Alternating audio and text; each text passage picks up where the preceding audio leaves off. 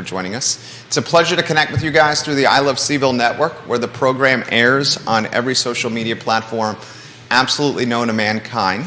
This show is interactive and dynamic, where you, the viewer and listener, can join us for discussion with questions, comments, perspectives, concerns, and shape the discussion of the show. It's long-form content. There are no commercial breaks. We go well over an hour without stopping. No one else is delivering content like this on a day-to-day basis. I think maybe in the Commonwealth of Virginia, with the schedule, with the timeline, with an opportunity for you to plan your day around what we're doing. We're going to get to a lot of topics on today's show, topics that hit close to home. I want to relay a valuable comment from an individual we've dubbed the King of Knowledge, and John Blair. I respect him tremendously. I believe he's watching this show. King of Knowledge. Yeah. Great title. We've created monikers. Let's go to the two-shot, if we could, and welcome Lee Elberson. Lee Elberson is a trusted confidant and friend, and he's on set today.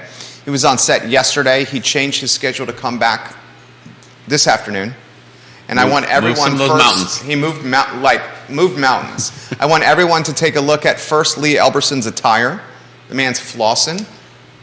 I mean, should we get him standing up on a one shot so we can see the new jacket? Oh my gosh! Okay, this is embarrassing. Is it too embarrassing? This is already way too embarrassing. Okay, all right. Yeah. Well, I want to give you props. You're looking sharp. Appreciate it. You're looking sharp.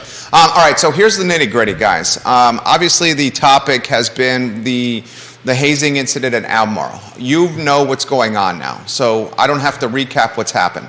You've also seen the call to action that I wrote on ilovecville.com that has gone viral. I think as of this morning, it was a little over 84,000 unique IP addresses had seen it. When I woke up this morning, I checked the analytics. If you want to see the call to action, go to ilovecville.com to read it. John Blair, who's a friend of the program, who's an attorney, responded to that call to action on LinkedIn. He has given me his permission to relay this comment on the show. Thank you for that, JB. So I'm going to read the comment. This was what we were going to lead with yesterday. You have the email yesterday, email from yesterday, Judah, where the points from the Virginia Code that apply that we can review. If you could call that up, that would be great. On a three-shot, Judah Wickhauer is our enterprising director, and then we'll get Lee Elberson jumping in right after the code. Definitely. I'll read the comment, go to Judah, and then to Lee. So this is John Blair, who left the comment on my LinkedIn based on the call to action that I published for the Albemarle County School Board and Superintendent Dr. Haas. He says, Jerry, I have seen the video of the alleged incident. Any human being should be sickened by it if they have an ounce of compassion or empathy. I agree that a public statement should be issued emphasizing the school board has a zero-tolerance policy for this type of behavior in its athletic programs. Additionally, please take a look at Virginia Code Section 63.2-1509A16. All individuals associated with the Albemarle High School athletics program are mandated reporters. At a minimum, the school board should inform the public that an investigation is underway to determine if any mandated reporter had knowledge of this incident and did not immediately report it pursuant to law.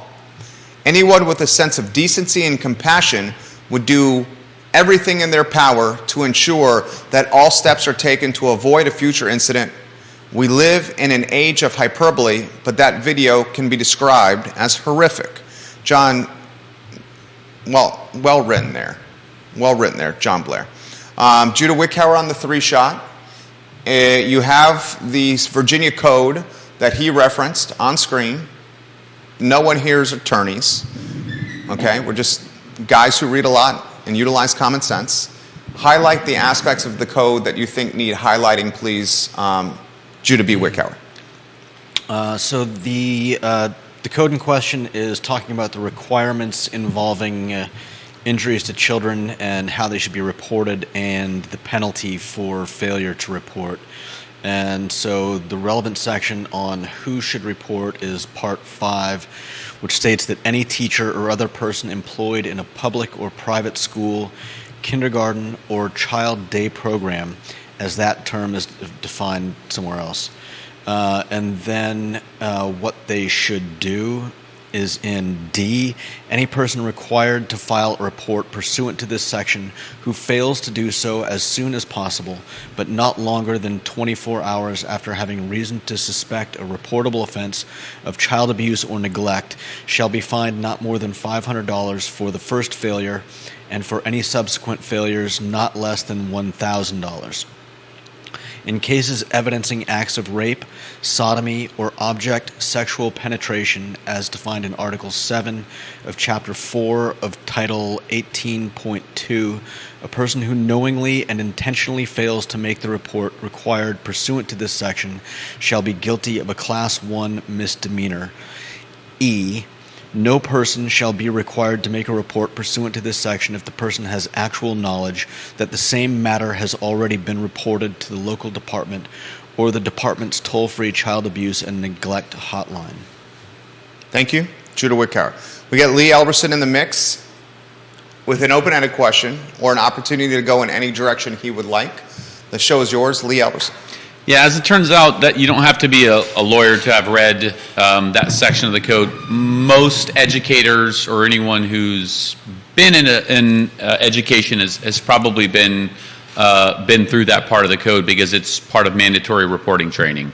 Clayborne was part of a grant with the Department of Social Services a few years ago, and so we were a mandatory reporter and had much training from DSS officers on what to do. I think there's at least two facets to this. I can see that we should try to separate. One is the legal reporting side, which is what we're talking about right now. Has the mandatory reporting policies been upheld? As far as I can see, if there's a police investigation, it's likely somebody at the school or one of the teachers reached out to DSS to report it. We don't know anything else, and so I'm not going to speculate on who involved reported because we don't have enough information. The second side, I think, is the PR side, and I think that's what the esteemed Mr. Blair is talking about, is why has the school system not released a statement? I 100% agree with them that I don't see any harm with just posting a statement saying the school has a zero tolerance policy. It's sort of a win-win. Even if nothing happens, it shows that they're taking it seriously. I would imagine that ACPS has a really large PR team, and hopefully they have some sort of strategy as to why they haven't released any data right now. But it's hard to believe that after this much public outcry, you've had dozens, hundreds of viewers reach out to you and say that they're concerned with this. So you would think that would warrant a response from ACPS, at least to let them know that something is happening. Yes, we've gone through mandatory reporting. There's an investigation underway. As is standard with these sort of investigations, we're not going to disclose any details until the investigation is complete. That seems pretty straightforward. Again, I don't know what goes into the mind of the PR team at ACPS, but it's curious as to why they haven't. It's been almost 2 weeks. It's very curious of why that hasn't happened. Yeah. Yes. Again, I'm not going to speculate on anything else except that there doesn't seem to be any reason to say that there wasn't mandatory reporting that was followed by a police investigation, and you would assume that once that investigation is complete, they'll let us know. It would be very bizarre. I mean, I don't know what would happen if it goes multiple weeks or the investigation has concluded and they haven't made a statement. I mean, in the call to action, I mention in the call to action, the longer they wait, the more culpable. There's doubt and distrust. Yeah. And I called it a dangerous dynamic. Like, the parent, so we're getting reached out by different groups. So the group that's reaching out to me the most is mothers, moms. And it's not just moms at Albemarle High School, it's moms at schools everywhere. The second largest group that's reaching out to us is Teachers. Teachers, and we've had... What's the concern you're hearing from teachers? Well, I'll put this in perspective, and I don't want to utilize a name, but as soon as I mention this, you'll remember. Either the last time or the second to last time you were on the show with a teacher. Mm-hmm. That individual, who's extremely outspoken and very bright and intelligent, now is unable to come on the show. Interesting. Is not able to come on the show, despite a conversation after the school board meeting that I attended with this individual. Who watches the show, it probably will be hearing what I'm saying here. After that school board meeting, we had a conversation in the parking lot, and this teacher said, absolutely, I want to come on your show the next week. And then the next day, when working to schedule the interview, there was a conversation that this teacher had with a higher up, and that higher up said, no, we're not allowing any media with the teachers anymore.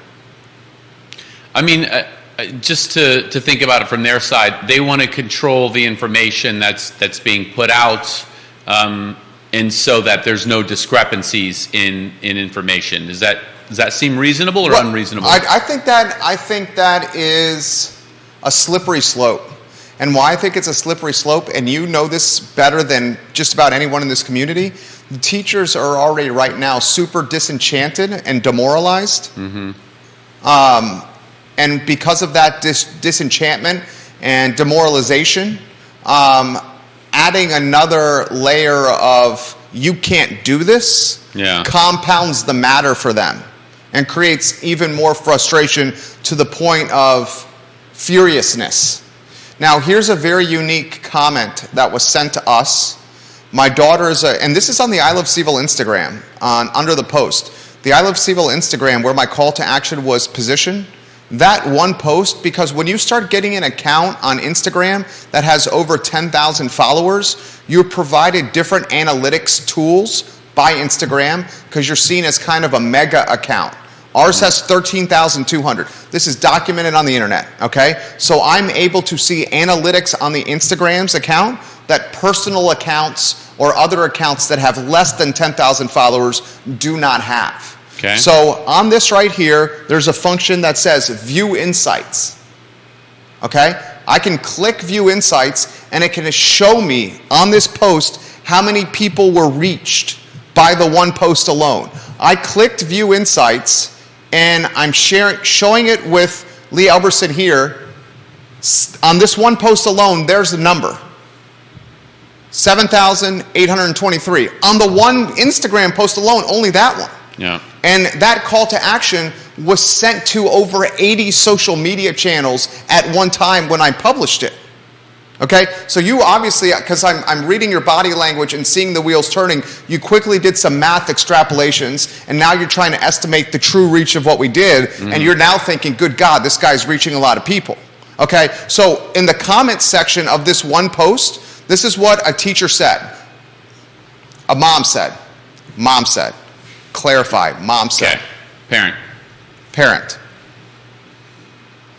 My daughter is a student at Western Albemarle High School. And yesterday, she was in proximity to a group of students watching the video. She was so upset and disturbed by what she heard, she texted me in distress. I alerted the counselor and asked that administration be made aware of this. The video is being distributed and consumed on school grounds during school hours. Considering the content is violent and a sexual assault of a minor, it should be considered illegal to watch or share it. I am furious not only for the victim and his family, but for students who are unwillingly exposed to the gruesome and violent act that's being circulated around. The silence from the school board is deafening. I then hear, then I'm going to pass it back to you, and we're going to come up with solutions here, okay? I then hear from more moms. And you know what, there's so many, the story is evolving. It's taking on this life of its own. And the moms now are reaching out to us that their middle school children are seeing it. And a topic for another day is, why do middle school children have smartphones and access to social media unsupervised. That's certainly a topic for another day, but that's the era of 2022 that we live in. Or another question is, why is a video like that not violate policies on TikTok and Instagram, which clearly have abuse guidelines? They say, TikTok just launched their 18 and over platform. It's like, why does this not violate their policies? That's a discussion for another day. I would say that's a problem with the social media. With the social platforms. Subscribing to, yes. Yeah, but the social platforms, horrific to say, are in the business of monetizing content. That's true. Okay, so what also is happening is that video's been saved from the social platforms to camera rolls on phones. Oh, yeah. So they're no longer living in the ecosystem of the social platform. Yeah, once it's out there for good. That's what I'm saying. You can't ever truly delete content. Exactly. Yeah. He knows this extremely well. Okay, so I want to go solutions 100%, but now middle school children are seeing it, and they're seeing it on school hours. I'm hearing from private schools that have seen it, public schools that are seeing it, folks that are in the Shenandoah. I mean, it's gone. You see what I'm saying? Yep. So that is another element to this. And I guess from the public relations standpoint, what I've asked, and you identified it well, Mr. John Blair's done it well, there should be a statement where leaders of a school system, is Almar it's the largest school system in Central Virginia, right? Yep.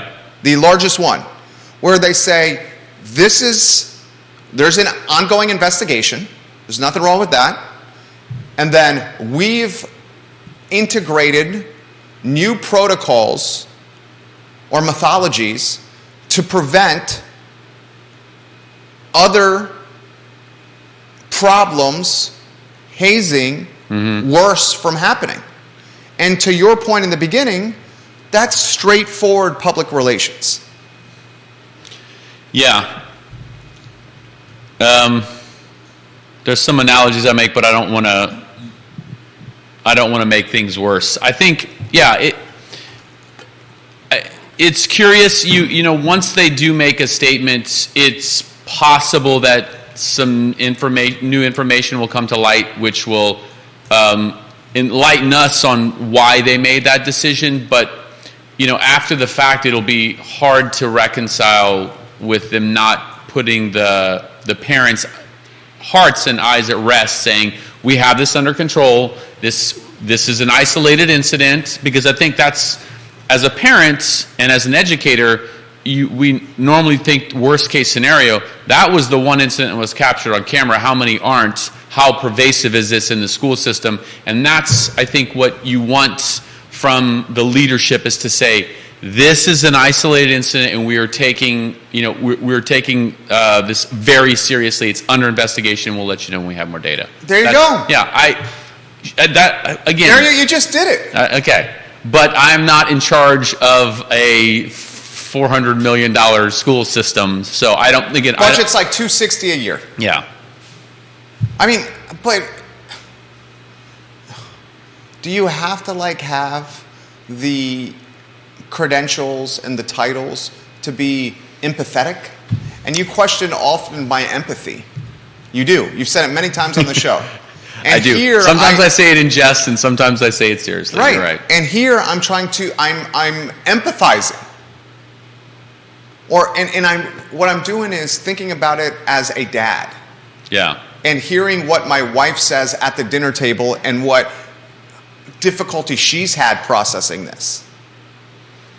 So just maybe as a sort of pivot here. Yeah, so where are we going to go? Pivot to solutions? Is that what we want to do? No, well, let's save solutions for the end, because I think this might go into a larger scale issue. So much of your show while I was away in Iceland and traveling was on education. Yes. Kind of a shame I wasn't here. I'd love to pop in on a couple of these. Loved a lot of your guests. Which ones resonated with you? Bill Mooncachi was, I think he resonated because he just comes across as very genuine. Right. He's telling his story. He doesn't oversell anything. When you asked him about whether or not he's interested in joining the school board, you can see he's very hesitant to do that, but he just seems like he's telling a story after years of somebody who's 12 years. given their heart and life to this. So yeah, he really resonated. I'd love to meet him. I think it'd be nice to make an introduction. I'd love to. You want me chat to? with him. Yeah, I'm happy definitely. to do that. I thought I called it the best. For one, we're always looking to hire individuals like that at Clayborne. So it's. I called it the best self-serving. interview we've ever done. Lee, you're up there too. Okay, good. So anyway, yeah, I think that resonated. And then hearing from, was it Meg Bryce? Yeah, Dr. Meg Bryce. Yeah, I think, you hear from the parent side, you hear from the teacher side. Does it seem like there's there's larger scale struggles here, right? Like, is this an isolated incident, or is it indicative of larger issues? Maybe the Albemarle County Public Schools has a lot on their plate right now. They're attacking a lot of different areas. They have teachers leaving en masse. They have students leaving en masse. Yeah, they're struggling to try to keep students attentive at school for being away for so many years. COVID quarantine. Yeah. Post collateral damage of that. I think curriculum issues. Yeah. That showed up at the governor's election. And we can leave it at that. Yes. Okay. I think, something that was talked about in Meg Bryce's interview that I don't think it was given enough gravity is there is a serious mental health deterioration in the country. And if it were just students, that would be a large enough problem. But it's students and staff, right? You have teachers, they're also suffering from mental health crisis. There's enough data out there that the White House has published a white paper on the statistics of this. I'm happy to link it. But, it's what I always think of as an analogy. If I was a teacher and I'm struggling after coming out of COVID, and then I have students that they're teenagers, they don't really have great emotional control. And so I'm trying to keep my boat above water, and at the same time trying to put people in the boat, right? I'm treading water and trying to keep the boat afloat while other people are getting on. It's a difficult task, and so to me, that's why it's no surprise that teachers were leaving en masse. And this is not unique to Albemarle County Public Schools. This is happening across the country. But, I think we hold ACPS to a higher standard. Virginia is in the 10th percentile in the nation in school systems, and Albemarle County Public Schools is in the 15th percentile in the state. So you're talking about a school that has a very high bar compared to the rest of the nation. But and the amount spent per pupil is top 10% in the Commonwealth. Yeah, and that's... Top 10% the amount spent per pupil. It kind of makes sense. It's tough to trivialize it as pay to play, but if you spend more per student, you're going to increase the level of education. The other thing that was covered in the interview last week was talking about... With whom? Which one? Dr. Bryce? Yeah, Meg Bryce's interview. Okay. Comparing independent schools, which it commonly referred to as private schools, but in the industry they're called independent schools. Comparing independent schools to public schools, the amount spent per student, it's not, you're comparing apples to oranges. It's not the same comparison, because independent schools, especially larger ones, do a really good job of fundraising. And so the amount that they get for tuition is not the only money that goes into school. On top of that, you have endowments, which are meant to pay for buildings.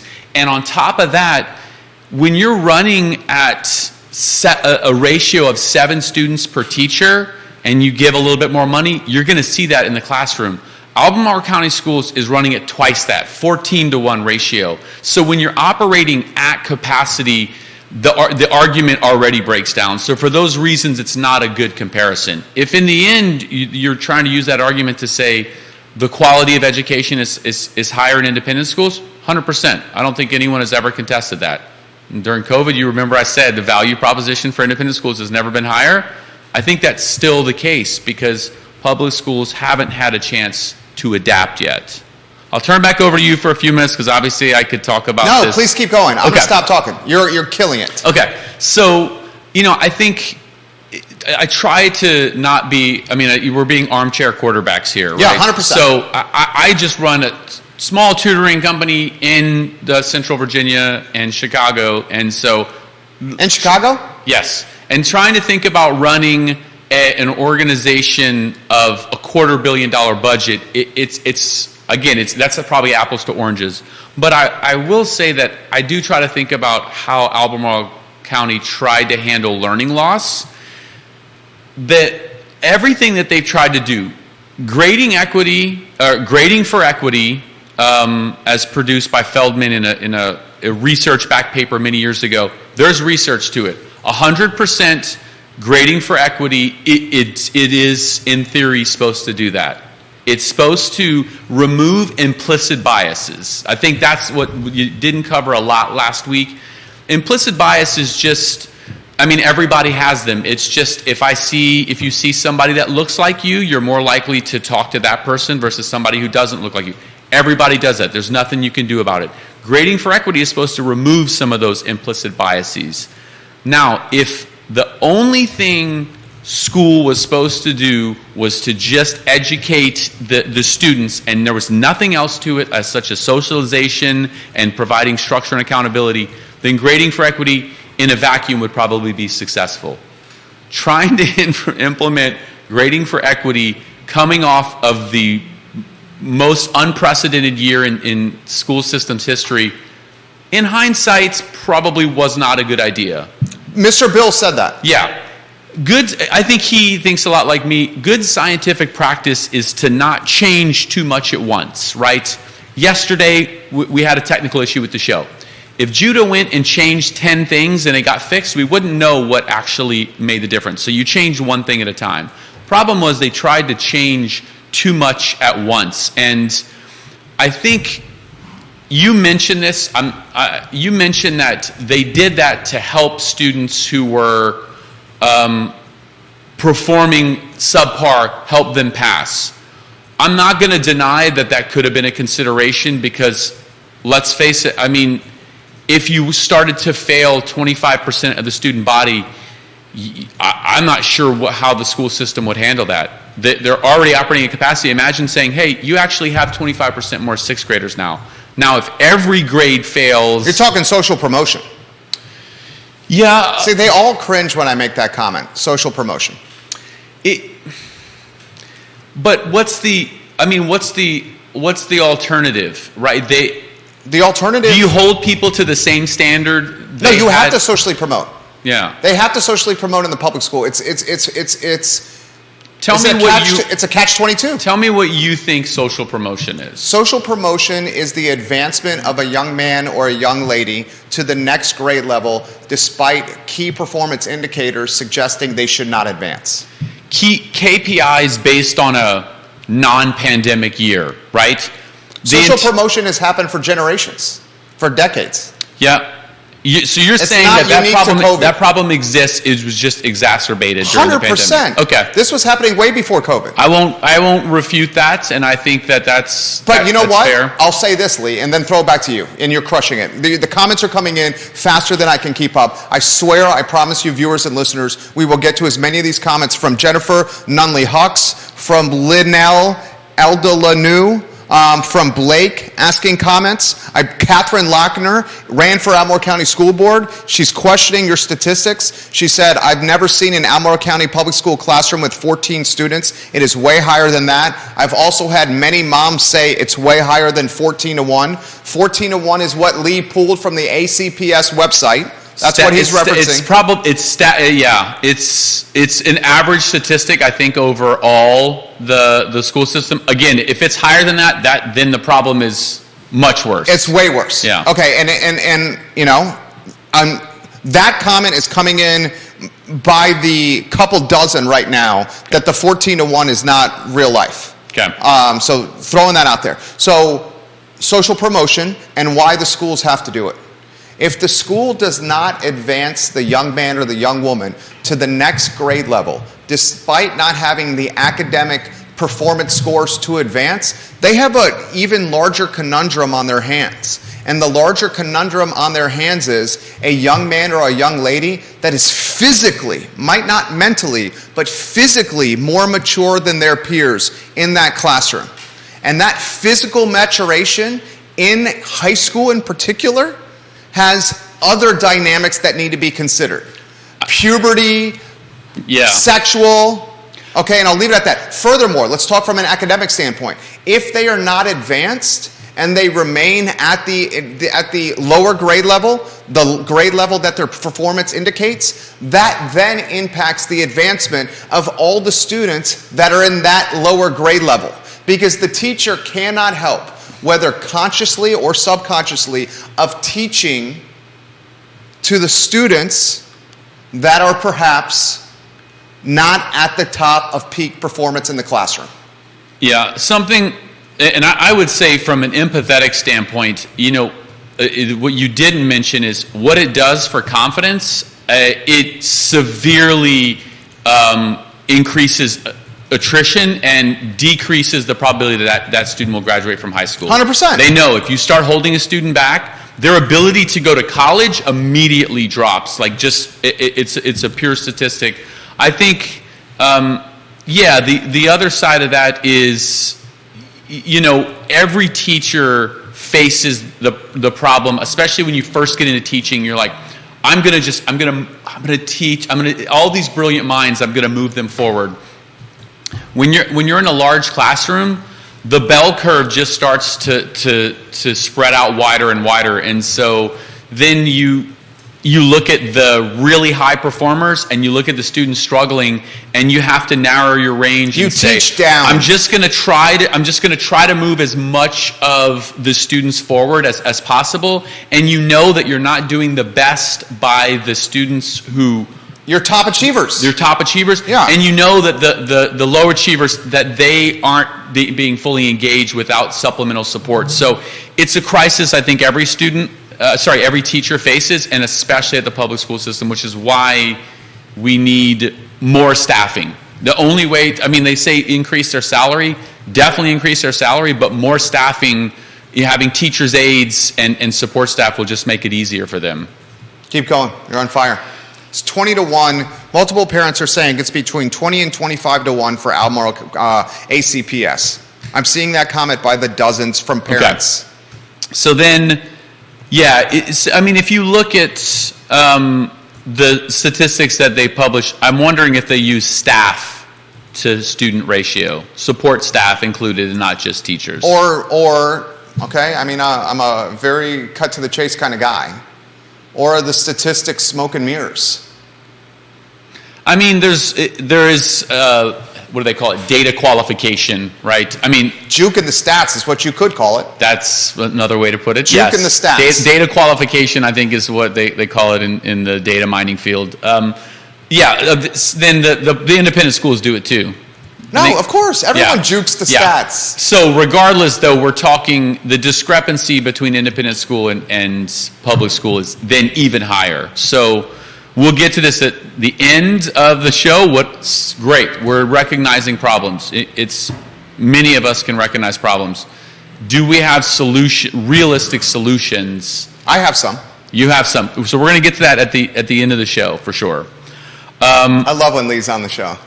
Why? I look at that. It's easy. It's easy to host the show when you're on the show. It was easy to host the show when Dr. Bryce was on the show. It was easy to host the show when Kelly Jackson was on the show. Oftentimes when I'm hosting the show, I'm having to, shape the discussion, help get where we're supposed to go out there. I appreciate With you, I sit back. With Dr. Bryce, with Kelly, I sat back. I listened to learn. So the other elements, again, I think when we criticize the decisions that ACPS has made on the grading equity, again, the research shows that grading equity removes implicit bias.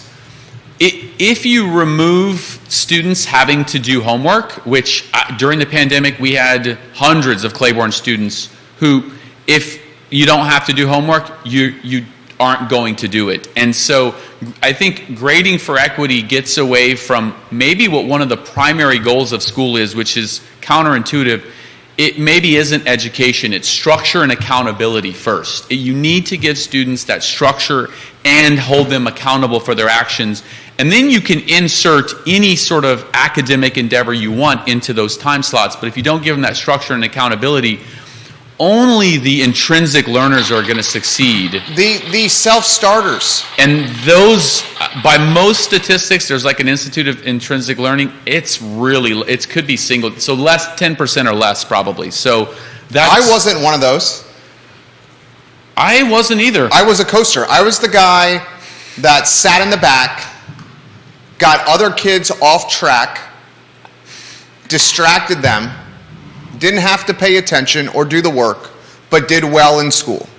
And it pissed off the teachers. Now, that only gets you to a certain point. Definitely. What I tell students all the time, I think what people probably know is that we deal with thousands of families, and I talk to probably 1,000 parents a year. And what I see from really brilliant kids more often than not is you can fly by the seat of your pants for a long time. I didn't really have to study until I went to college. Same. But I can tell you that at some point you're going to hit a wall. Yeah. And when you hit that wall, the longer you wait, the harder you hit. Because, again, one of the points of going to school and abiding by the structure and accountability is to develop those study skills. Because if you try to develop them once you're older, it's a lot harder to get your brain to train for those because you've already developed a lot of bad habits such as cramming. Hey, I'm gonna deprioritize this. Hey, I can just do my homework at the last minute. Sure you can, but you're not going to produce the best work product. And inevitably, I think that makes for a more difficult person to hire. There's very few industries where you just want to hire true brilliance. Most industries, you need somebody who's going to show up and meet deadlines. God, dude is crushing it. 100%. 100%. So the other thing I think, again, just going back to the decisions that ACPS has made and the discussions that are happening, SROs, right? Why school resource officers? Yeah, no school acronyms. resource officers. No Yeah. acronyms. School police. Yeah, basically. school. Thank you. Yeah. The research shows that. Are you pro or con school police? Come on. Yes or no school police in the hallways? I think it's dependent on the school. And because here's why. Because I think, again, in a vacuum, SROs,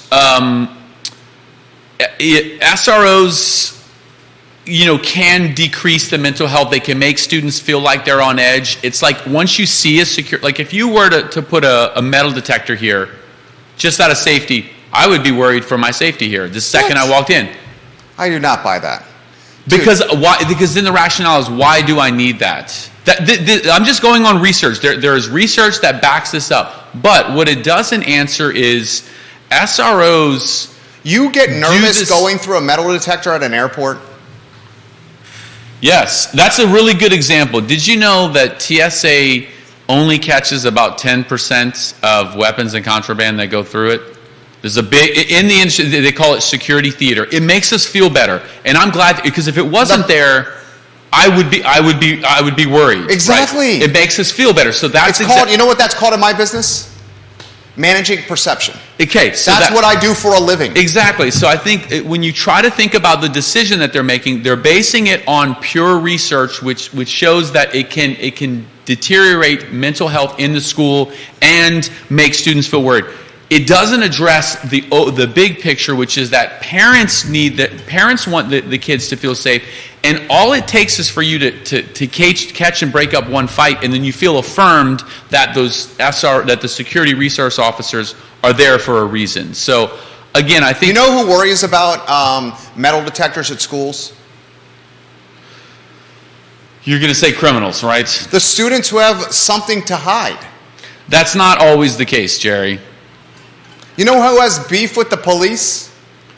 That's not always the case, Jerry. I think that's a flawed argument. Okay, well, but what I'm trying to do is I don't want to consistently just fire at ACPS and say, you made a wrong decision. I want to try to think about why they made the decision. And when you look at the research that they point to, it makes sense. I was an experimental physicist, so I know very well the difference between theoretical and experimental. And I understand trusting theory, but what they're not doing is they're not listening to enough of the experimental data, and that is parents coming back and students coming back and saying, we like this. Okay, well then great. Then that research, it's probably true, but it's not going to work in our given situation. And I think that's what they need to go into this with, is saying we need to think about feedback from the parents. And maybe they are. Maybe overwhelmingly the school board gets enough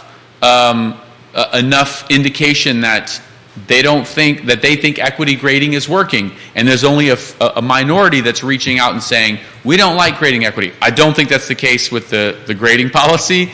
I don't know what their feedback has been for security resource officers. Well, I heard Mr. Bill on Friday, 1 week from today, last Friday, say the majority of teachers want school resource officers. Were those not his exact words?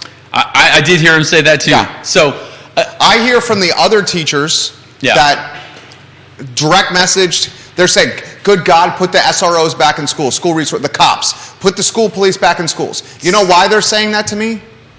You're concerned. You want your kids to feel safe. Here's why they're saying this to me. They're saying, without the cops in the schools, I don't even like the word cops. Without the police officers in the schools, it is now our responsibility to be the police officers in the schools. And we're not trained to do this. We're underpaid. We're already overworked. And having no police officers in the schools means that falls on us. Did you hear Mr. Bill recap the story of the 50 to 60 student stampede at Albemarle High School? Mm-hmm. He was the guy that was the breezeway attendant, air quotes, the breezeway gatekeeper.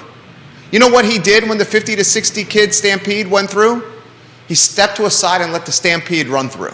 I mean, I would have done the same. You don't have any choice. You have no choice. So just to follow up on what you asked me earlier, I think SROs, I think resource officers, school resource officers are a good idea in this case. But I just want to present the data so that we try to empathize with the decisions that ACPS has made. Again, I don't have any issues when an initial decision is made. I think what many of the families have issues with is when it looks like it's not working out for a reasonable time period, that you don't adapt that policy or you don't change that policy. Nobody expects every decision to be perfect, and I think that's what I hear from, I think that's what you're hearing too. It's like, hey, not every decision is going to be a home run, so let's just adapt them once we know that they're not working out. But you just explained that the school, that ACPS, let's take Albemarle High School. Mm-hmm. You just indicated Albemarle High School's got too many kids. They're overpopulated. That's a fact. Albemarle High School is understaffed. That's a fact. Albemarle High School perhaps is underfunded. That could be debated. Okay, he's going to say that's a fact. I would love to hear somebody debate that it's not, that it's perfectly funded. Okay, so we'll say underfunded. We could say that's in the fact category, family. Mm-hmm. Okay? Putting a curriculum or new policies or methodologies in play, you indicate it takes forever to do. A good example of this is, why haven't we seen Singapore math in public schools, where Singapore math is front and center at the Covenant School and at St. Anne's Belfield Academy? Does your viewers know what Singapore, does everybody know what Singapore math is? You know what? Can I tell you something and be very straightforward? Can you hold on. Okay. Uh-oh. Okay. Oh, the jacket's coming off. Yeah. Uh-oh, my gosh. What's happening here? Oh, Jared's about to break it down here. Okay. Do you have a whiteboard, or we can do some Singapore math? No. I just get a little, passionate. Yeah. Again, it's a passionate topic. It's my kid. Of course. It's our children. Yeah. Okay? So our son is I've talked about him all the time, a rising kindergartner. And we're doing the school tours. I didn't know a darn thing. I'm not using profanities these days on the show, because the moms say they've become very engaged with the show because we're talking kids. So now the moms are listening to the show, streaming in their car. The parents. Can't say moms anymore? I'm just saying that it doesn't, not exclusive to moms, it's parents. Can I say moms and dads? You can say moms and dads, yeah. Okay, moms and dads. Okay, the moms and dads are listening to the show in the car with little ears, as we've been told, in the car. So we're doing the tours. And the first time I ever heard the phrase Singapore math was like 2 weeks ago. Literally 2 weeks ago at St. Anne's Belfield. And then the second time I ever heard the phrase Singapore math was yesterday at the Covenant School. I am 41 years old, and I never heard the phrase Singapore math before until the last 2.5 weeks at 2 private schools that are expensive to go to. Some would say arguably some of the best. Definitely. Right? Okay? First time I ever heard the phrase. I don't even know what the heck Singapore math is. It seems to be a way of math where it's much more visual, much more using the number 10. Okay, but you obviously know what Singapore. Can you give us the? I'll break it down. The 7th grade version or the 5th grade version of what Singapore math is? Yeah, I'll try to keep it brief. Please. So the reason why you and Judah and I have never heard about Singapore math is it wasn't really widely. It wasn't even like minimally adopted in the U.S. until I would say the movement started about 10 or 15 years ago. Covenant said they did it 10 years ago. First one in the area 10 years ago. So it's actually based on mathematics that they teach in Singapore. So when you look at statistics, Singapore students, by the time they graduate high school, they are 90% proficient in calculus. In the U.S., it's single digits, 3 or 4%. So they are orders of math. They're like 15 or 20 times more confident. Yes. And when they started doing research as to why that was the case, it goes all the way back to the beginning in how you learn basic arithmetic. Singapore math is getting you essentially to understand when you see a number like 183, that's 1 100, 8 10s, and 3 1s. Yeah. And it seems like a pretty basic concept, but we didn't learn that, and it affects every sort of mental calculation you do, and the ability to be able to do quick mental math and understand when something is way off doesn't happen in the U.S. If you ask a student, most high school students, a basic word problem, over 50% of them won't understand if it's 10 times different. Imagine not knowing your bank account balance is off by 10. Hey, I only have $900 instead of $9,000. You would notice that. But in most calculations, we don't. And it all is rooted in the fact of how we place those digits. So that's all Singapore math is. The problem is you can't just teach that once at kindergarten. You have to change the entire system.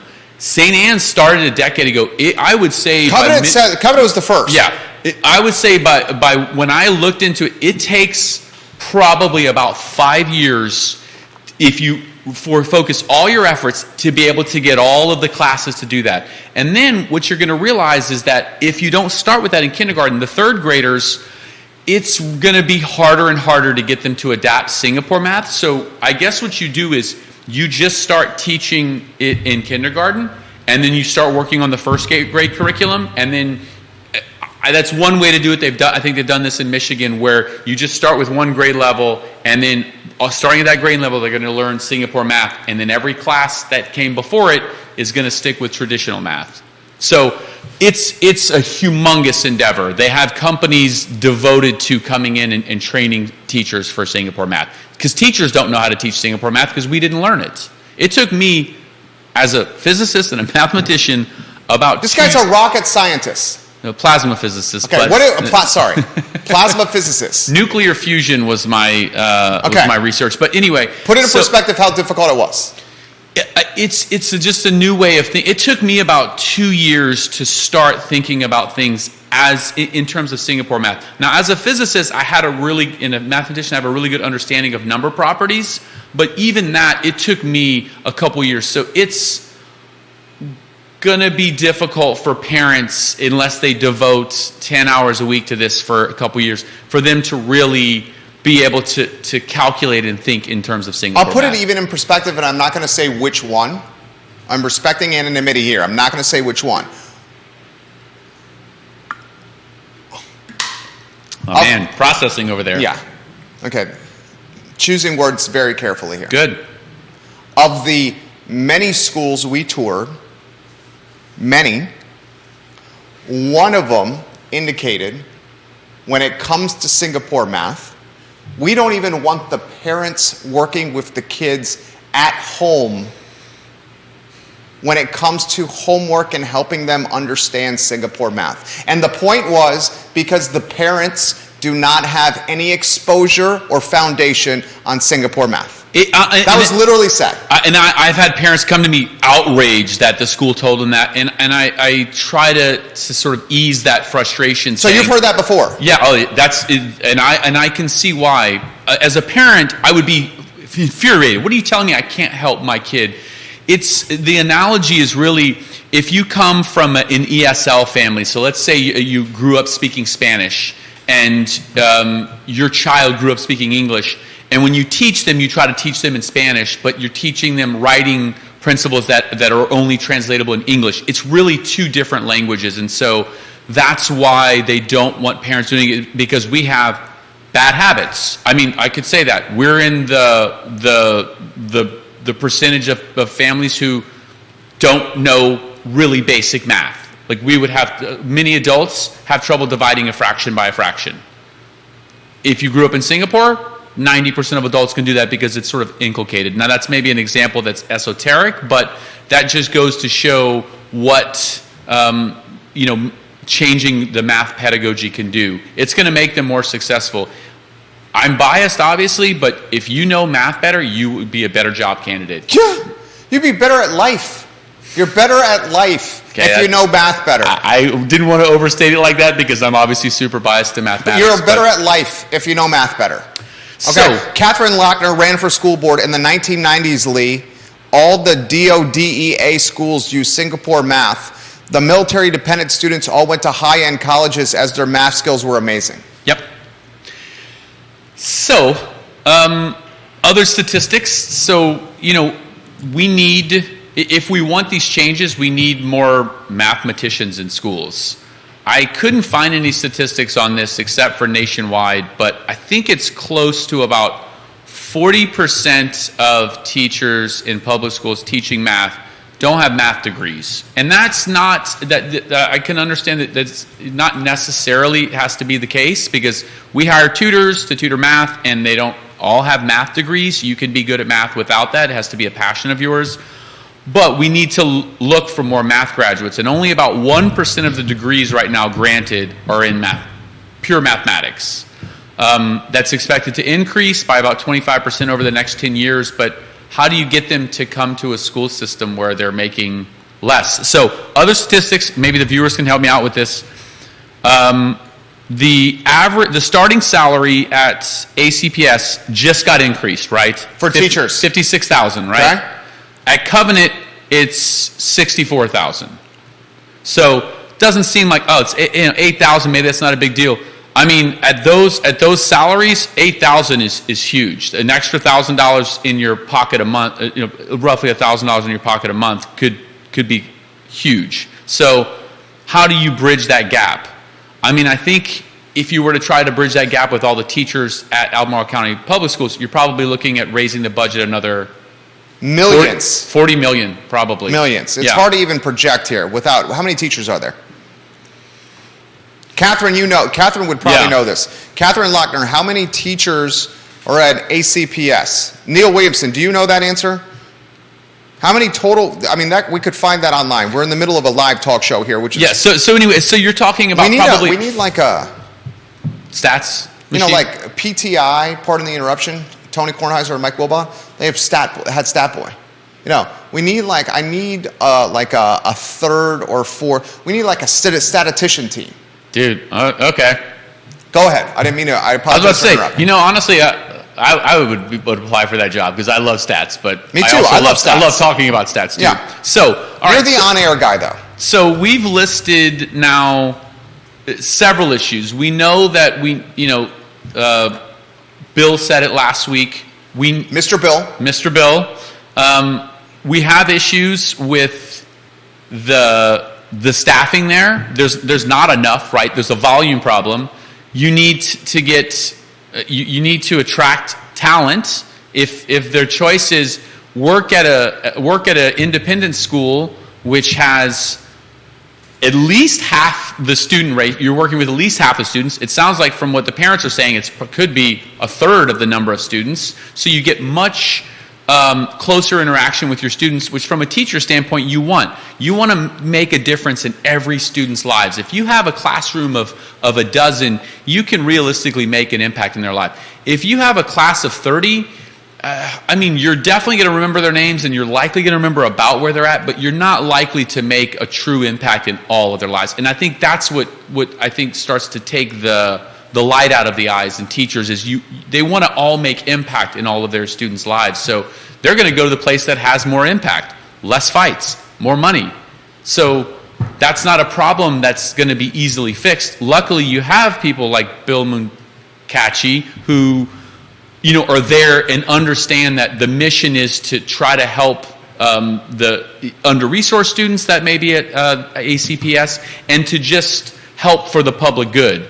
But that's not, I mean, ultimately, that is only going to carry you so far. Kevin Yancey is watching the show. He's the king of Waynesboro. King of Waynesboro, And the wow. king of Waynesboro says, Lee and Jerry, there are 1,378 ACPS teachers. Okay. 1,378. You're much quicker with math. You got Singapore math. This guy just does not have Singapore math. So if you're giving them each an extra... 8,000 more. It's 12 million a year. Okay, there's the number. Yeah. Singapore math versus no Singapore math. There it goes right there. Yeah, that's salaries, compensation. There's probably support staff. So yeah, you're looking at, I mean, that number alone, 12 million a year. I mean, they just asked for a $30 million increase in the budget to raise the salaries. So great, that's a good first step. Just thinking of trying to get on par with what the teachers could get in an independent school would be a good first step. Then you have support staff, and that's again what was talked about on the show. So what are some of the solutions? Let's change to a solutions-oriented mindset, Jerry. I got solutions. Okay, what are our solutions? Okay, how about this solution? Why are we not prioritizing the value of a trade school and K-Tech? Why is K-Tech not more front and center? If we create, I'm a branding and advertising guy. If there's an advertising or branding campaign that makes the trades sexy or cool, this is what would happen. You would see the students that are on the academic margin or worse, behind, consider trade schools. And if they consider trade schools, the student body at the public schools would diminish in size because they're going to trade schools and not public schools. And that would make the job of the educator a little bit easier because there's less students to teach. Trades, well, when you still need to teach them. You have different staffing requirements. Now you need to staff K-Tech. K-Tech, okay. Why aren't trades a solution to these students that are on the academic margin? The plumbers, the electricians, these cats are making darn near close to six figures. Well, yeah, when you average out the average student loan, over 20 years they make more. That's what I'm saying. Than most college graduates. Because they don't have the student loans. I think they start out making money. Yeah, I think. Excuse me, my coffee went down the wrong pipe. I apologize. Drinking coffee at 1:30. I drink. Be up late tonight, Jerry. 2 or 3 of these a day. I sleep 4 hours a night. Ask my wife. 4 hours a night. I'm back on an 8-hour sleep schedule, man. I don't know. Okay, so first thing is, I don't think that helps with the budget. I don't think, because now you're just moving them to a different institution, and you still need to staff that. So I still think you need to increase the budget. I don't think that fixes the budget. Okay, then if you're going to say increase the budget, that's what you're saying. You're saying, okay, can I jump in here, and then I'll throw it back to you? Okay. Wait, can I say the second thing about what you were talking about, trade school, why they aren't going into it? I think it has to do with perception. Four-year college is still seen as the gateway to success. There's a stigma associated with it, and you'll see in like upper class echelons the questions that happen at parties, and one that I don't try to ask anymore is, where'd you go to school? What do you do?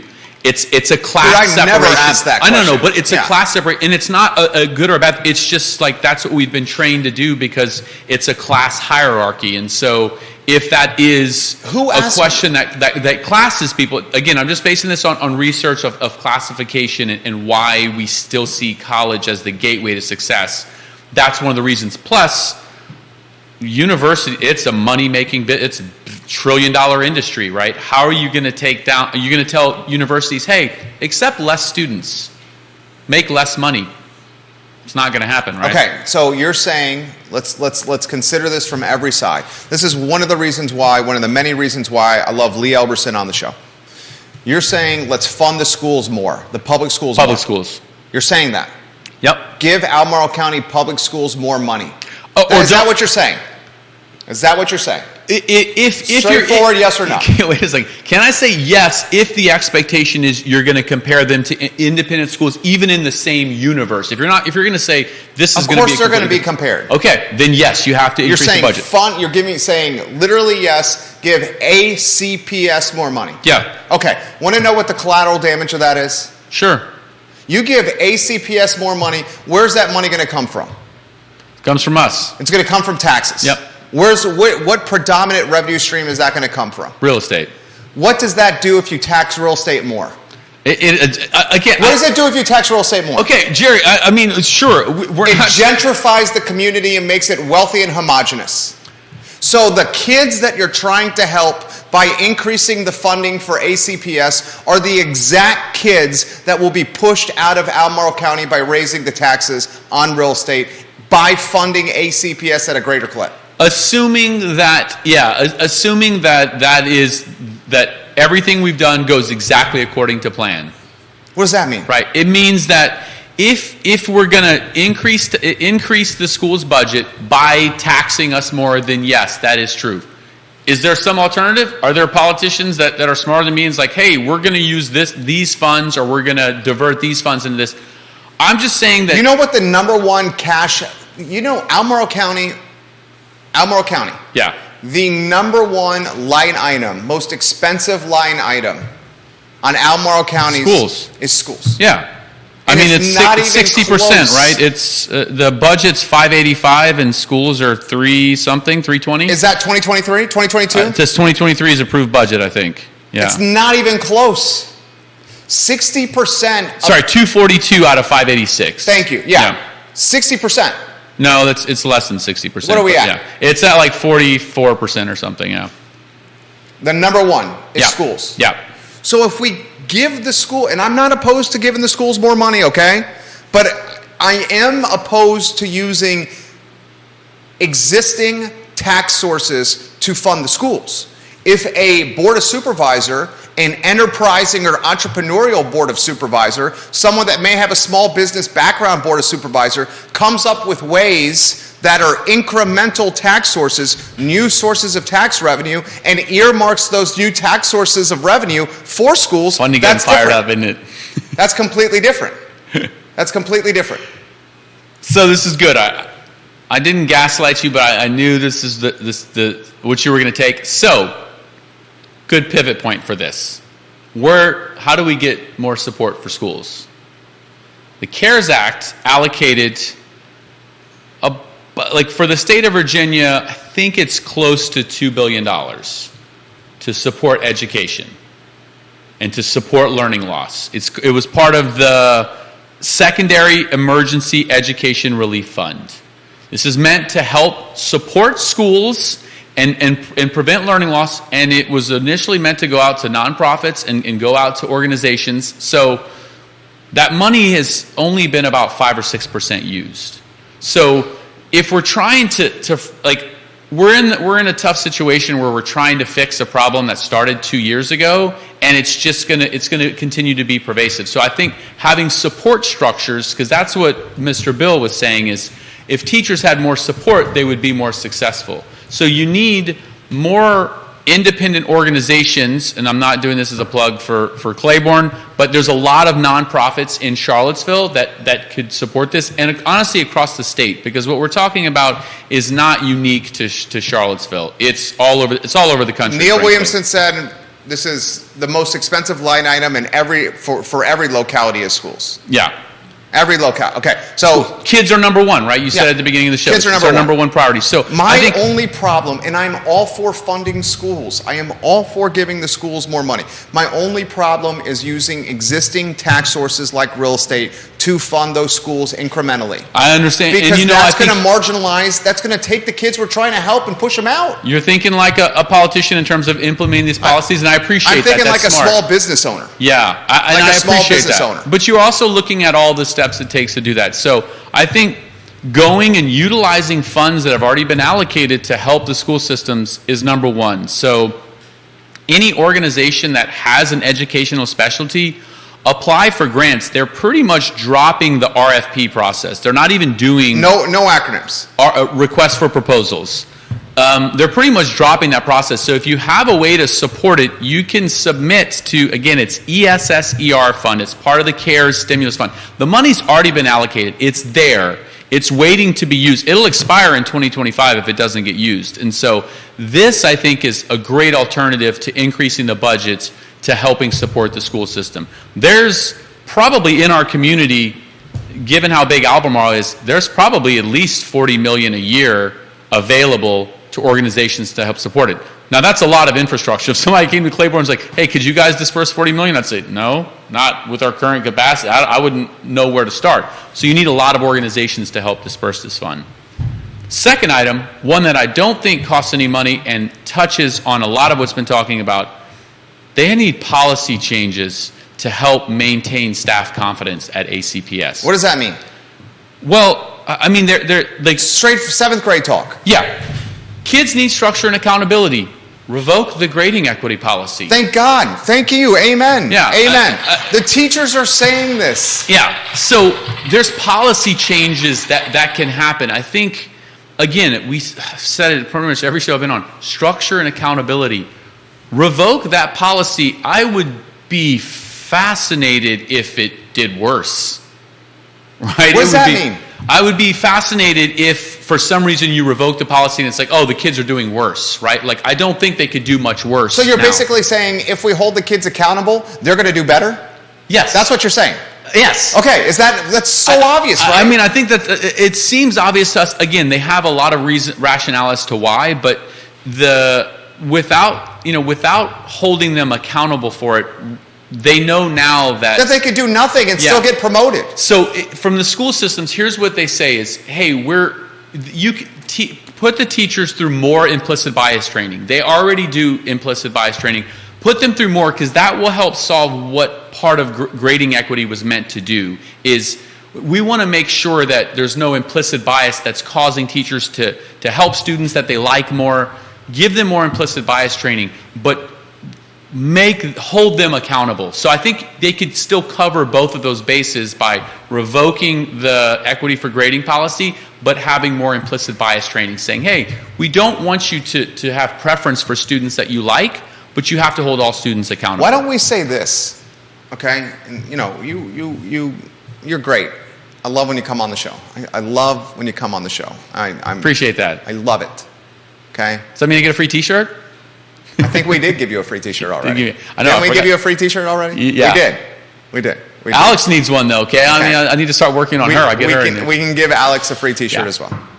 I have no problem giving her a free T-shirt. We have to stop with this mentality that, and I hate to go back to this, that every kid gets a trophy, even for piss poor performance or coming in last place. Eventually, I made the comparison with my dad, and then I'll make the comparison with my son. I'm a diehard sports fan. Diehard. I wanted to play professional basketball. Eventually, my dad looked at me somewhere between 9th and 10th grade, and he said, Jerry, your mother's 5'2". I'm barely 6 foot. You're not going to be very tall. You're going to be somewhere between 5'6" and 5'9". I'm right now 5'7.5". He was pretty accurate. Still growing though. Still growing. He says, you're not going to be a professional basketball player, and you need to realize that today. Wow. He told me that between 9th and 10th grade. That's some tough love there. You know what? He was the type of guy that let me touch the stove one time. I touched the stove. I remember this vividly. 1st grade, I touched the stove. It was on. I burned my hand. You know what happened? I never touched the stove again. He vividly said, don't play on the stoop in front of the house. There's 4 stairs you'll fall down onto the sidewalk and that concrete next to it. Guess what? He let me do it. I fell down and I never played on the stoop again. Okay? We need to start telling our kids. Sounds like you're saying less coddling and less preventative. We need to tell our children they aren't going to be good at everything. And some kids, whether it's in middle school or high school, maybe this happens in high school, need to hear from teachers and maybe their parents, you are not going to be a plasma physicist. You're not going to be an advertising agency owner or a social media influencer. You're not, I was about to say, you're not going to be a million viewed TikTok influencer. You're not going to be a TikTok influencer. Right? Yeah. We have to have those frank conversations. Somehow, over the last couple generations, we got as parents, and it starts at home with moms and dads. Evidently, I'm allowed to say moms and dads. Okay? We got somehow, as parents, we got soft. We got coddled. We got, let's hug it out. Let's kumbaya. You know what I said to my son the other day? My kid's almost 5 years old. He loves to sing in the car. Loves to sing in the car. Loves to sing Jason Derulo songs in the car from Pandora. He goes, Daddy, am I a great singer? I said, son, I love to hear you sing. There's nothing that makes me happier than hearing you sing. And I want you to keep singing in the car for as long as you want. But are you a great singer? You're not great. Wow. Jerry, he's 5, man. And you know what he said? Okay, Dad. We take for granted that these kids can take constructive criticism. Well, I will say, they can take it. I'm laughing at you a little bit. There is an entire body of research. I think Greg Fairchild's group does this at UVA, but it's about resilience and grit. And that happens many times first of all, it happens with failure. So like you said, letting your kids fail and not trying to prevent every single failure from happening helps increase their grit and resilience, and that's been tied to 4-year graduation rates and success. My wife, I bet you my wife who's watching right now is immediately thinking about this and saying telepathically, Jerry, bring this up right now. And sweetheart, if you're doing that, I got your telepathic connection. One of the schools, and I'm not going to say which one, that we toured for our son, uses the phrase fail forward.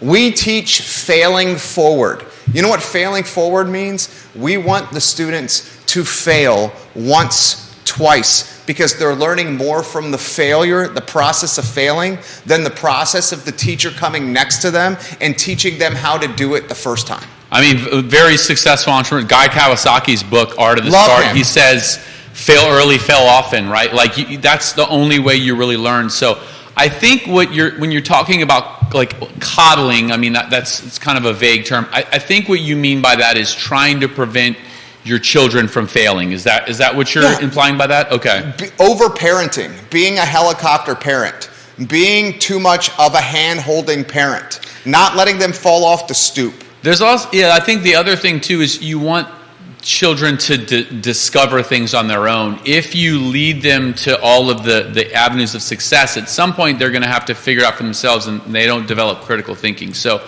I think there's probably some research that shows that it's really easy for me to play armchair parent. I imagine it's a lot harder when all you're doing, I mean, from a parent standpoint, they just don't want their kids to suffer, right? You're trying to prevent suffering from That's your the number kids. one thing. You know what my dad told me in between, I think it was 9th grade. He goes, you're not going to play in the NBA, Jerry. But then you know what he said? My dad was great. You know what he said? And this is what I did with our son. He said, you're not going to play in the NBA. But what you are good at is you're a good leader. The kids follow you on the team. What you're good at is you're great with your words. And you're a good communicator. Maybe you consider forensics and speech and debate along with playing soccer. Because you have leadership skills and good communication skills, and maybe that could be something you can do professionally. Jesus, look at what I'm doing right now. 9th grade. He said, you're not going to do this, but consider this. So that's your advice. I mean, what do I know? I'm 41. I have a kid that's not even 5, and we have a second one on the way. Are we professionals? No. We're rookies. We're like in the baseball. You're 41. You look like you're 20-something. We're in the baseball metaphor. We're in AA baseball, right? Yeah. We're not even the professional. We're not even the MLB. We're AA level. Okay. But this is what I'm going to do with our son. Our sons. We're going to shoot them straight. We're not going to BS them. We're going to let them fail forward. We are going to let them fail forward. We're going to let them bust their knee on the stoop. I'm not going to let them touch the stove because my wife would kill me and castrate me. So we're not going to do that. But we're going to let them fall off the stoop. And we're going to be very frank with them when it comes to skills and no skills. So you're giving parenting advice. Can I give some parenting advice? Please. Because throughout this, I went through a lot of research, and when I was looking through mental health, it said one of the most recent research articles that came out about social media says that kids spending 90 minutes or more on social media a day narrows collective attention span and adversely affects mental health. This is just a peer-reviewed journal article. So if I were a parent, what I would do is use that as my marker for like, hey, it's okay. You're welcome to go on Instagram and TikTok. Keep it under 90 minutes a day.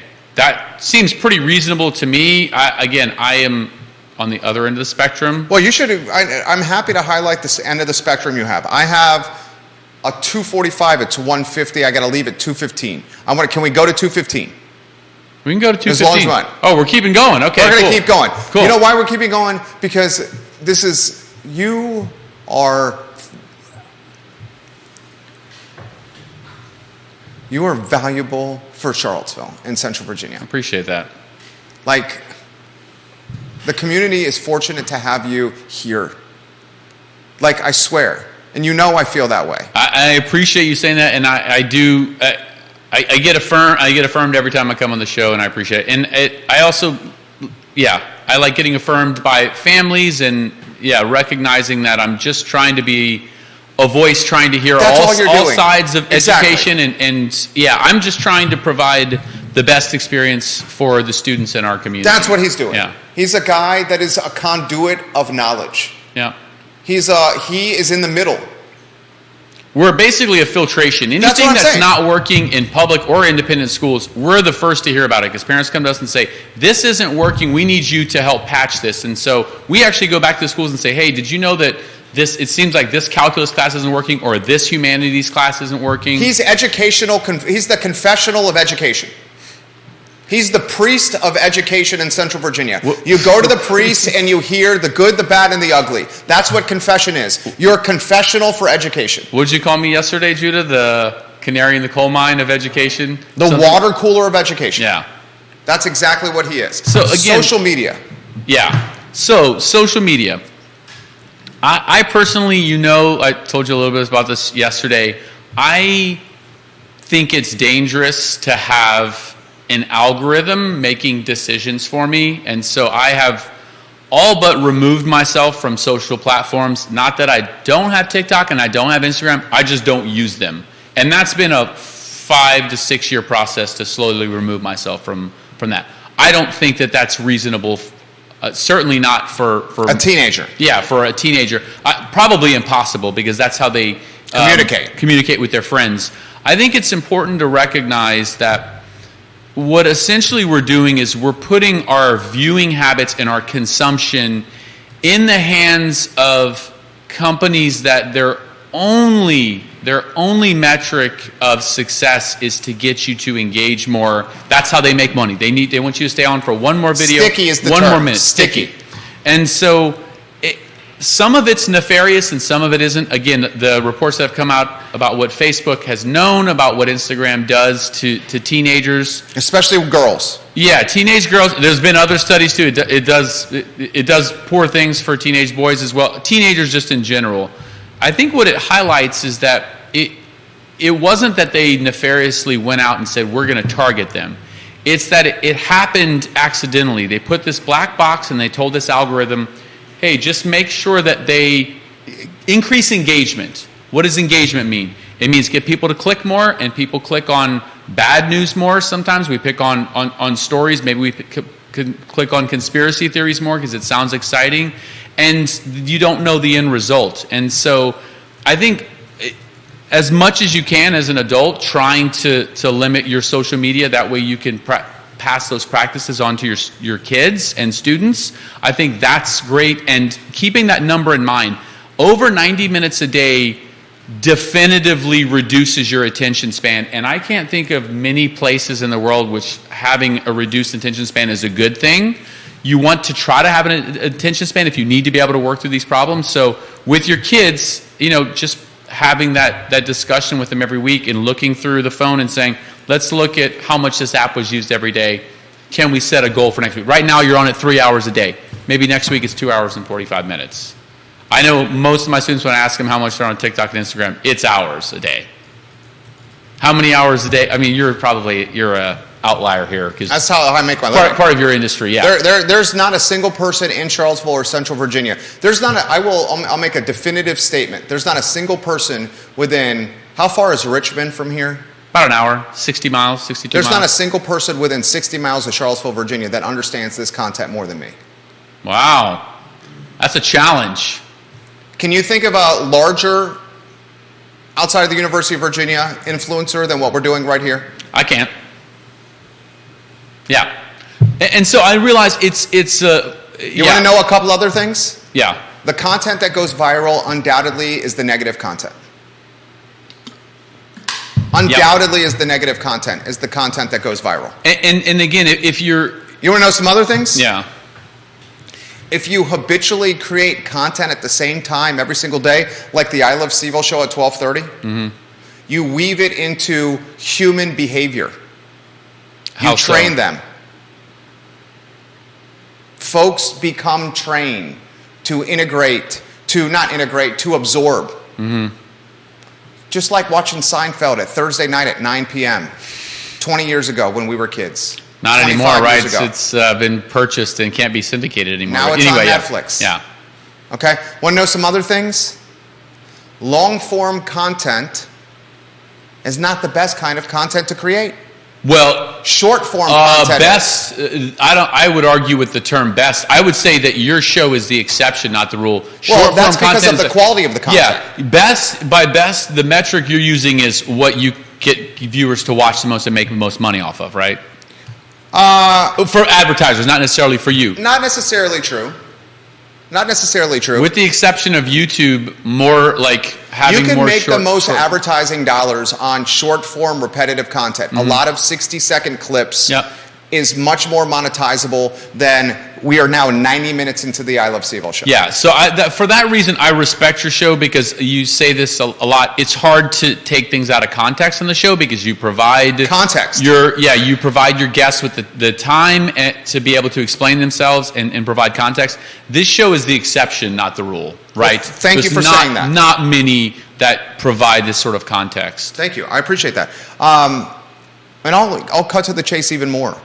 There's 100%, social media is more negative for mankind than positive. Wow. You're hearing Jerry Miller say this. 100% more negative than positive for mankind. So tell me, why don't people stop? I think people deep down know that, right? This is drugs. Okay. The iPhone I'm holding in my hand is drugs. This is as addictive as abusing Adderall. Blow. There's parents watching, so we don't even have to get into these specifics here. What's wrong? Blow's cocaine. They know what that means. Am I not allowed to say that? But I think that the point is taken, yeah. This is an addiction. Yeah, it's an addiction. The dopamine hit that you get from someone liking your post or your Instagram is tangible and palpable. 100%. Now, here's the topic, or here's the overarching question. We know it's drugs, yet we don't stop doing it.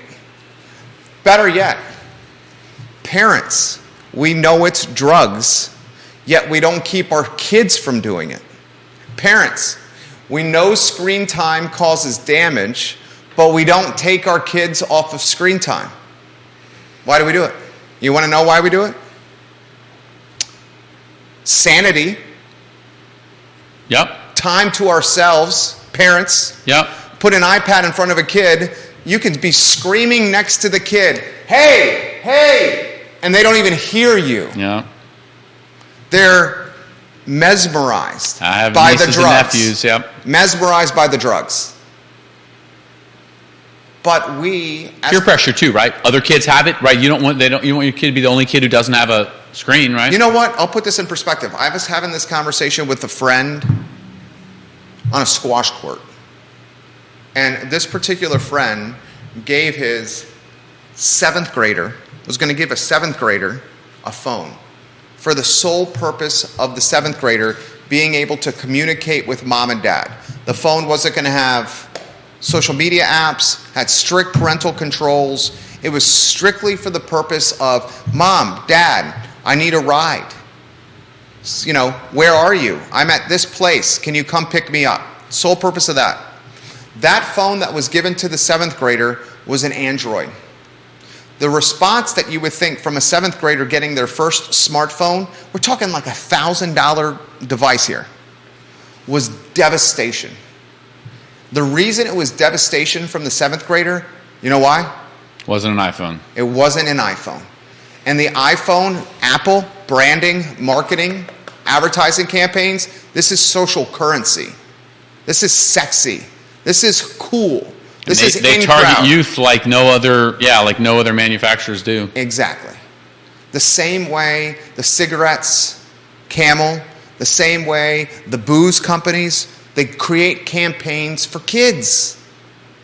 Joe Camel, a freaking cartoon camel was the branding mechanism for cigarettes? What the hell was that for? To target children. So what's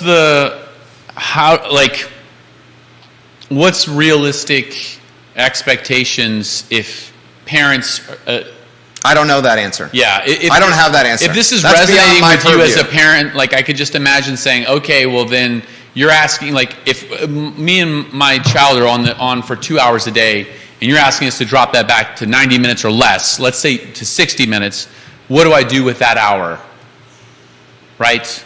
I mean, as an adult, I think we all know we could either be more productive or find better ways to relax. I won't say the B word. Actually, I will. Books. I think for kids, what do they do so that they don't feel like they're missing out? Is a little bit of FOMO, right? Is everything happens on social media? Hey, did you see that video that got put? Did you see this? How do you get them to understand that by being productive and disconnecting from it, they're actually doing better for their mental health and their future success? Do any parents have that answer? I don't have that answer. That's above my pay grade. If this is resonating with any parents and you feel like you really want to get off, I will put a link for algorithmic sovereignty on there. I want to hear this. You taught me about this, and the obvious irony here is this conversation is being had on every social media platform known to mankind. Right. It's like we're going to talk to you about the dangers of social media platforms on social media. Because we know it's not going away, and I know I'm a way outlier. It's really hard to remove everything. I don't have an active Instagram or TikTok. I have them, but it was like 6 months ago I was on it to check something a student sent. I don't use it actively. I noticed you do have a Twitter account. I was one of the first people on Twitter, yeah. I think I posted in 2011 maybe? Yeah, anyway, so... The solution, I hate to say this, and I'm not saying this to burst your bubble, and I think you already know this. The solution is not read more books. The solution is not get the soccer ball and go play outside. And I'm not even sure the solution is mom and dad's taking the screens, the iPads and the phones and throwing them away. I don't even think that's what it is. Yeah, because there's a difference between less screen, like there is a danger in like actual screen time, and then there's an increased danger with social media.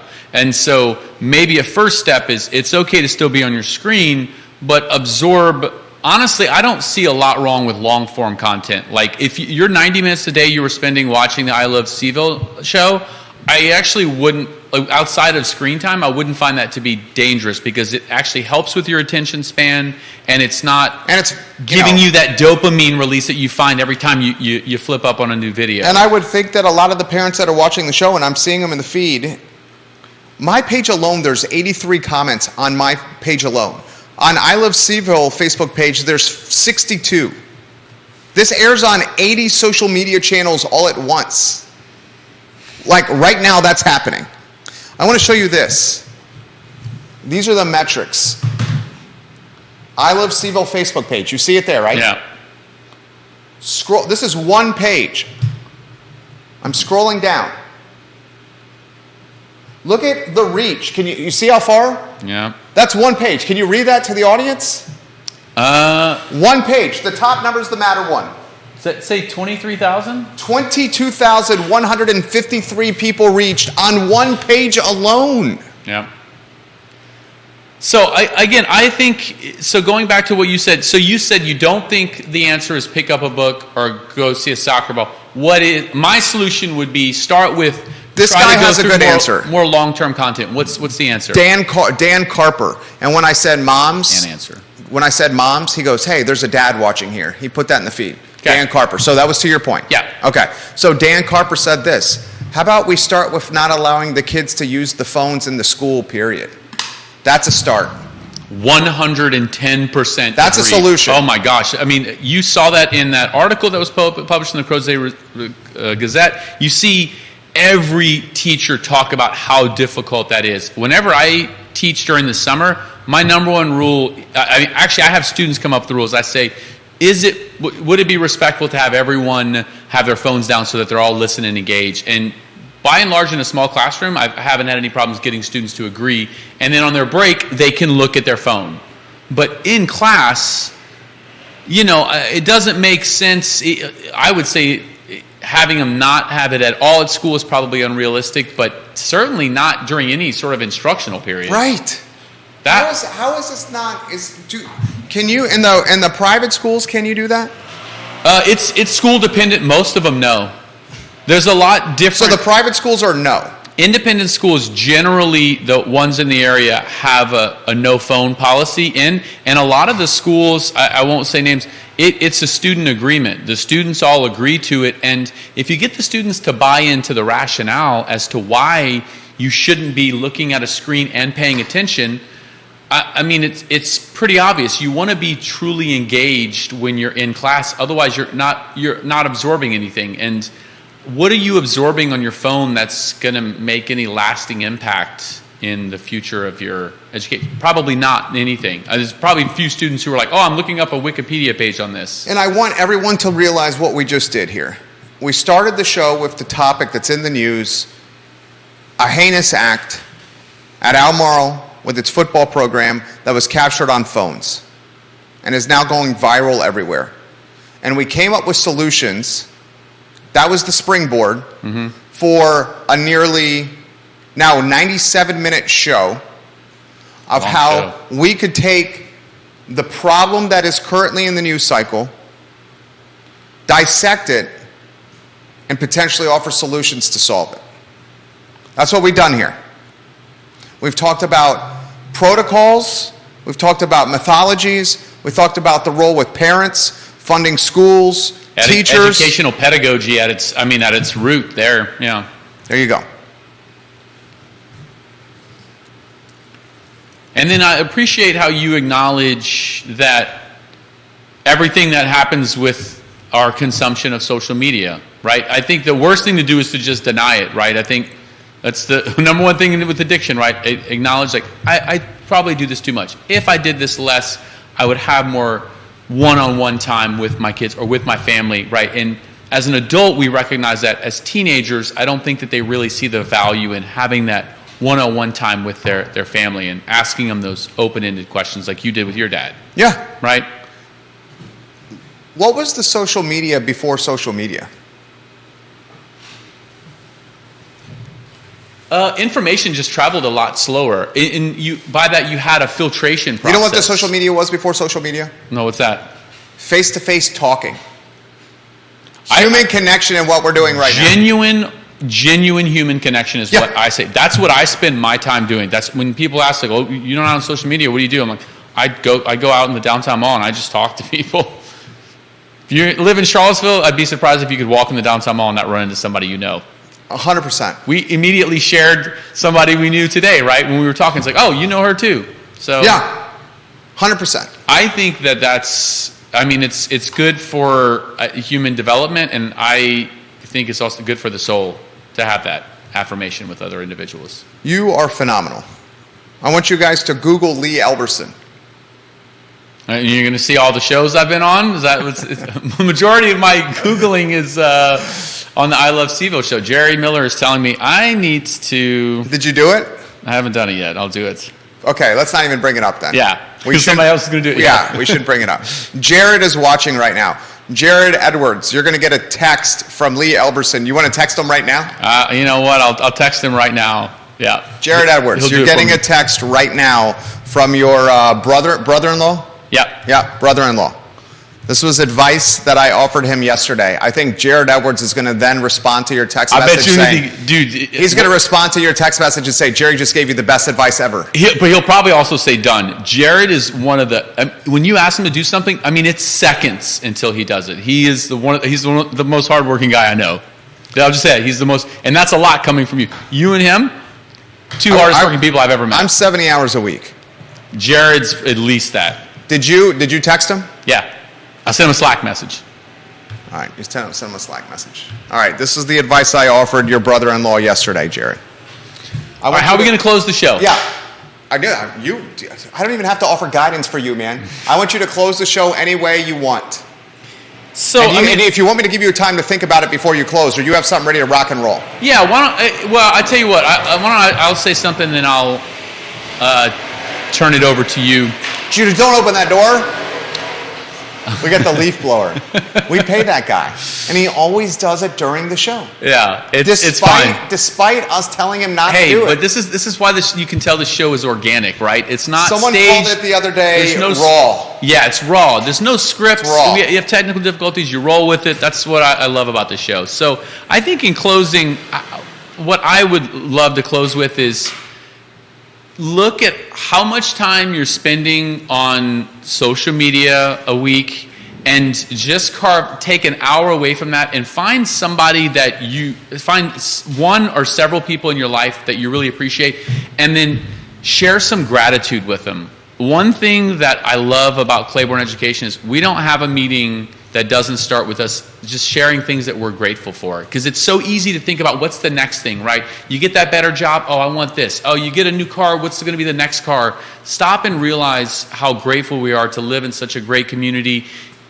Focus on the great things that your spouse has done, that your kids have done, that your friends have done, and just tell them thank you. And I think that will make our community an even better place to live. That's what I'll close with. Is that okay? That was fantastic. Okay. That was fantastic. I'll close with this. My friend Lee Elberson is a tremendous asset to this community. He and his team, and he's not even a client, okay? He's not a client of ours, would be an asset to your kids and your family.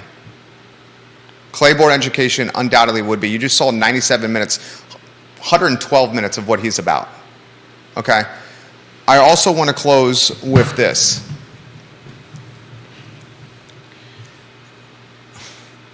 By the way, Jared said done. He did? Let's check. Let me check.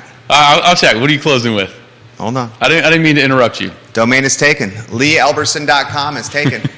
LeeElberson.com. I would encourage you to get .org as well there, especially since he's in the educational stratosphere, Jared. Okay. LeeElberson.com and LeeElberson.org. ScoopUp.org real quick here, Jared. This is coming from a guy who makes his living on social media and by putting content on screens that you hold in your hands. Look, we have to realize that, especially for impressionable minds, the minds that are not developed yet, teenagers and younger, the content they're viewing is undoubtedly desensitizing them to the world. Judah mentioned this earlier this week. It is now easier than ever for teenagers and younger to see gruesome, violent acts that people would never even conceive of. Now, anything that you may or may not be able to conceive of is available on this device. So the desensitization, help me with that word? Desensitization. Desensitization. The fact that folks are immune to violence is clearly happening. And it can happen accidentally, right? Kids don't necessarily actively go out to this. They can accidentally click on something not knowing what it is, right? They're My curious. kid was watching Turbo Toy Time on YouTube, Yep, and 30 seconds later, he was watching Avengers. And all I did was go take the dog out and put him in the backyard and came back up. So this is what I'm going to close with. Maybe what we saw with innocent bystanders recording the crime that was committed in the locker room is a byproduct of us becoming less empathetic because of the violence we're seeing on our phones. Don't take for granted that a 13 or 14-year-old seeing violence on their phones will then shape their human behavior because it's happening. And this is coming from someone who literally monetizes content for a living on social media. So please, watch what your kids are watching. And I'm going to say this. Any of the social media apps where the content is disappearing should scare the hell out of you. Because the reason the platforms are being used is the clandestine nature of those platforms. Keeping things hidden from you as parents. That's the show. Lee Elberson, Judah Wickhauer, Jerry Miller, the I Love CVille Show on a Friday. So long, everybody. Adios. Killed it. Dude, my man. Always, right? That was great. Was that fun? Was it not? Yeah. It was so good. Dude, I love seriously the open form contact, and I was being serious. Like, if this is what people are doing, spending social media while watching long form content, I don't honestly see anything wrong with that. Yeah, because they stay sticky. It doesn't impact their attention. That was a good point by you. Yeah. That was a genuine good point. Like, I hadn't even thought about that. We're going to do a photo because you're looking sharp. Let's do it, man. We should get that. Dude, I love how you pulled the jacket off, man. You were all that. Yeah. I knew you were going to. I love how you think about, because I do hear a lot of like, well, just increase the budget, and you're right. It's like, in theory, it sounds good, but like, how's that